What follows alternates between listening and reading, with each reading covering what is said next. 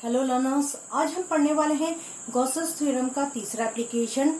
Electric field due to an infinite plane sheet of charge, यानी एक अनंत विस्तार की आवेशित समतल चादर के कारण विद्युत क्षेत्र की वैल्यू क्या होगी, विद्युत क्षेत्र क्या होगा, इसको आज हम फाइंड आउट करेंगे। तो आइए स्टार्ट करते हैं आज का डेरिवेशन।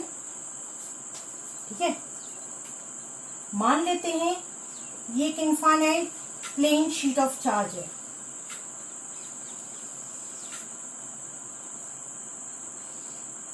ठीक है, मान लेते हैं एक infinite plane sheet of charge है।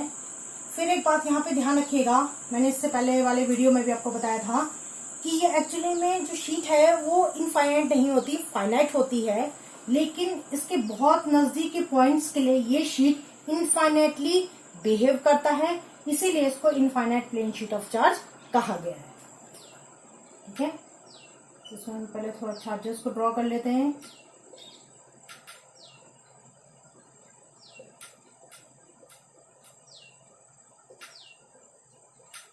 मान लेते हैं इस प्लेन शीट में, इस आवेशित समतल चादर में surface charge density, surface charge density यानी कि पृष्ठ आवेश घनत्व सिग्मा है। इसको सिग्मा से रिप्रेजेंट किया जाता है और इसका फॉर्मूला होता है sigma equals to Q upon A, यानी charge per unit area, Hindi में से बोलते हैं प्रति एकांक क्षेत्रफल पर आवेश। यहां से क्यू की वैल्यू निकाल लेंगे, क्यू इक्वल्स टू हो जाएगा सिग्मा ए। इसकी वैल्यू को आगे हमें जरूरत होगी, इसलिए ध्यान रखिएगा। अब हम क्या करेंगे कि शीट के कारण यहां पर एक पॉइंट ले लेंगे P। इस पॉइंट P पे इस शीट के कारण इलेक्ट्रिक फील्ड क्या होगा उसको हम निकालेंगे। उसके लिए हमने आपको बताया था कि सबसे पहले क्या करते हैं, गॉसियन सरफेस को ड्रॉ करते हैं। तो आइए गॉसियन सरफेस को ड्रॉ करते हैं। इसके लिए जो गॉसियन सरफेस होगा वो सिलिंड्रिकल होगा या क्यूबॉइड होगा, बेलनाकार भी हो सकता है या घनाभ भी हो सकता है। आप दोनों ही शेप बना सकते हो, दोनों ही शेप इसके लिए पॉसिबल है। किसी बुक में आपने देखा होगा क्यूबॉइड बना है, किसी बुक में आपने देखा होगा कि गॉसियन सरफेस सिलिंड्रिकल बना है, तो दोनों ही करेक्ट है, दोनों में से आप कोई भी बना सकते हैं। मैं यहाँ पर सिलिंड्रिकल गॉसियन सरफेस बना रही हूँ। गॉसियन सरफेस को ड्रॉ करते हैं पहले।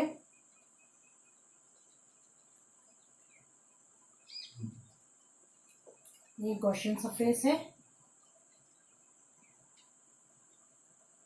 और इस पॉइंट P की इस शीट से जो दूरी है उसको x मान लेते हैं। ठीक है, तो ये जितना यहां है उतना ये पीछे भी आएगा, क्योंकि गॉसियन सरफेस सिमेट्रिकल होता है। इसको भी यहां ड्रॉ कर लेते हैं। तो ये हमारा एक सिलिंड्रिकल गॉसियन सरफेस ड्रॉ हो गया। इस पॉइंट की भी यहां से दूरी x ही होगी। ठीक है, अब देखिए ये कुछ ऐसा कैसा रिप्रेजेंट कर रहा है मैं आपको बताती हूँ। ये मान लीजिए प्लेन शीट है और ये इसका गॉसियन सरफेस होगा। ठीक है, इस तरीके से ये ऐसा गॉसियन सरफेस कुछ ड्रॉ हो रहा है, तो जितना पार्ट इधर की तरफ होगा उतना ही पीछे की तरफ भी होगा, क्योंकि गॉसियन सरफेस है। ठीक है, आइए नेक्स्ट आगे बढ़ते हैं। अब हमें क्या निकालना है, हमें निकालना है कि इस गॉसियन सरफेस से कितना इलेक्ट्रिक फ्लक्स पास हो रहा है। लेकिन उससे पहले हम यहाँ थोड़ा एक और क्वांटिटी को भी मान लेते हैं। देखिए ये क्या है, ये सिलेंडर का अपर और लोअर, ऊपर और नीचा जो पोर्शन होता है वो सर्किल होता है। मान लेते हैं इस सर्किल का एरिया A है, कैपिटल A है। ठीक है, हम इस सर्किल का, इस वृत्त का एरिया मान रहे हैं, एरिया ऑफ सर्किल मान रहे हैं हम कैपिटल A। वृत्त का क्षेत्रफल हम मान रहे हैं A। अब यहां पे इसको नहीं लिखते हैं क्योंकि आप कंफ्यूज हो सकते हो ज्यादा हॉट में, कोई बात नहीं, देख लेंगे। ठीक है, तो हम क्या मान रहे हैं कि जो वृत्त है, ये दोनों वृत्त है, इनका हम एरिया क्या मान रहे हैं, कैपिटल ए।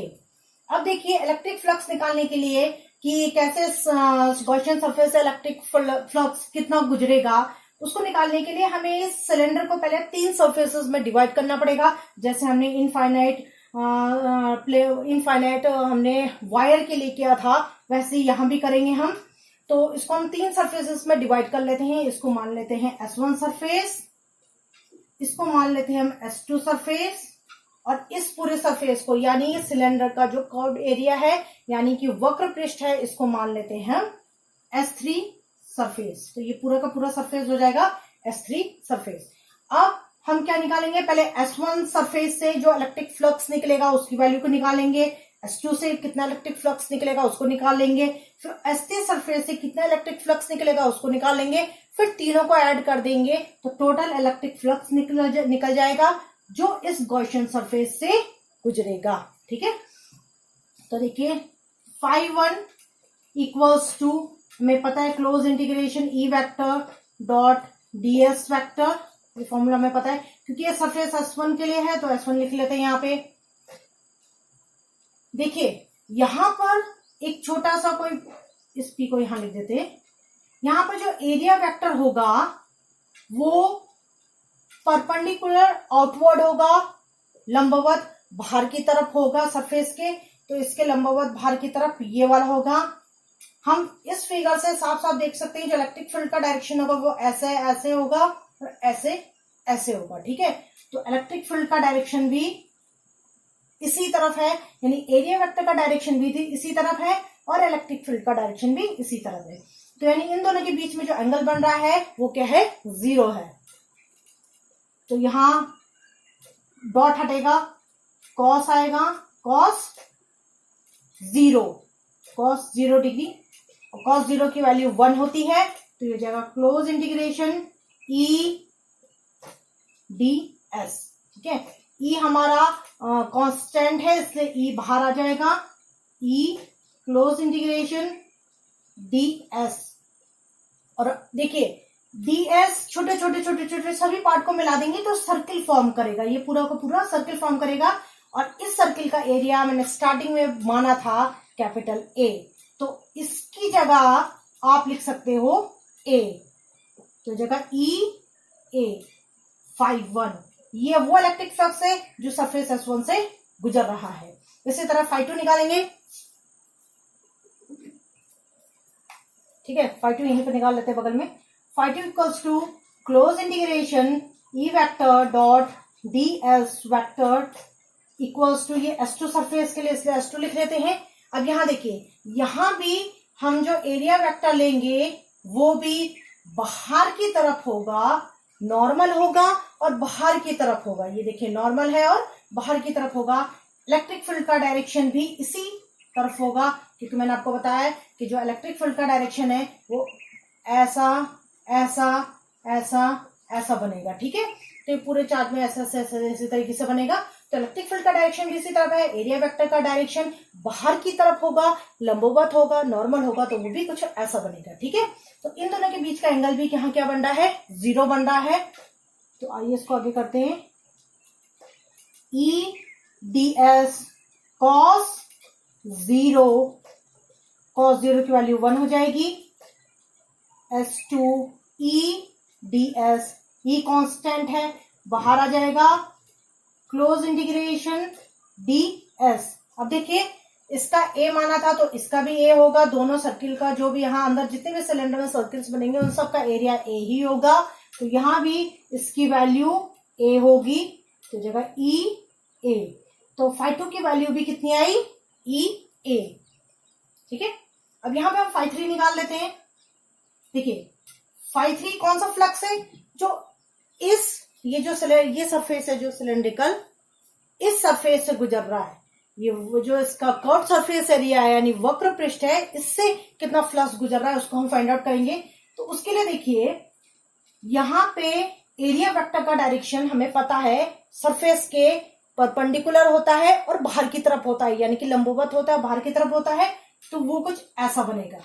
ये किसका डायरेक्शन है, ये है ds वेक्टर, एरिया वेक्टर का डायरेक्शन है। ठीक है, और ये यहाँ पे इस सरफेस के इलेक्ट्रिक फील्ड का डायरेक्शन कैसा होगा, वो ऐसा होगा, जैसे मैंने आपको बताया था, ये ऐसा ऐसा ऐसा बनेगा या फिर ऐसा ऐसा ऐसा बनेगा।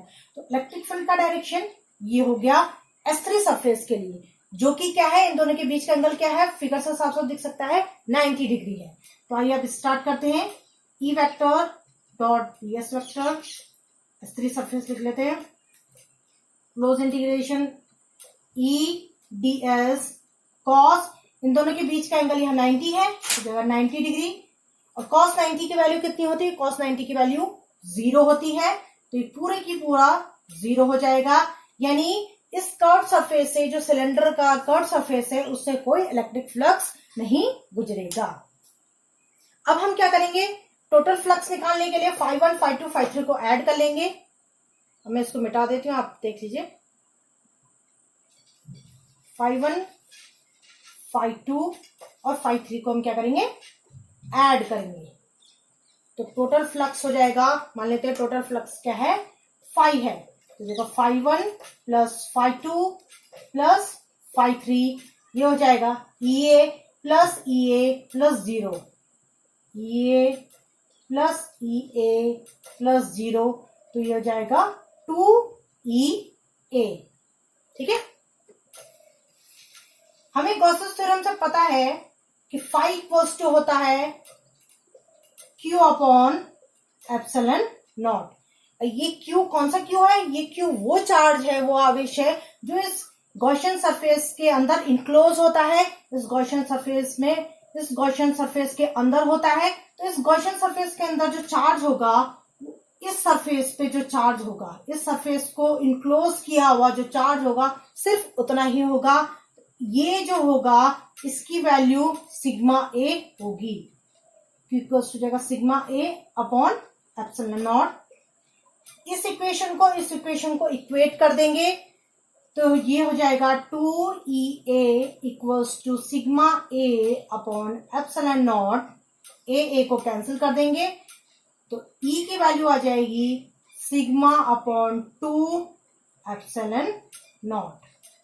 तो ये वो इलेक्ट्रिक फील्ड है जो infinite plane sheet of charge के कारण है, यानी ये वो विद्युत क्षेत्र का फॉर्मूला है जो एक अनंत विस्तार के आवेशित समतल चादर के कारण है। और इस जो ये हमारा फॉर्मूला निकला है, इससे आप देख सकते हो कि हमने x माना था इस पॉइंट की, यहां से प्लेन शीट से जो दूरी मानी थी वो x मानी थी, जबकि लास्ट में फॉर्मूले में कहीं x नहीं आ रहा है। इसका मतलब ये हुआ कि इस प्लेन शीट के आसपास के सभी पॉइंट्स के लिए, चाहे हम P यहां ले, चाहे यहां ले, चाहे यहां ले, यानी कि ये जो अनंत आवेशित ये जो समतल चादर है, इसके आसपास का आप कोई भी पॉइंट लेंगे तो वहां पर इलेक्ट्रिक फील्ड की वैल्यू सेम होगी। तो ये डेरिवेशन है, इसका आप लास्ट का फॉर्मूला भी ध्यान रखिएगा, ये क्वेश्चन में ऑब्जेक्टिव में ये भी पूछा जाता है। तो ये हमारा गॉसेस थ्योरम का तीसरा एप्लीकेशन भी हो गया। 3 एप्लीकेशंस आपके सिलेबस में थे, वो मैंने कंप्लीट करा दिए हैं। अब नेक्स्ट क्लास में नेक्स्ट टॉपिक के साथ फिर मिलेंगे। Good bye.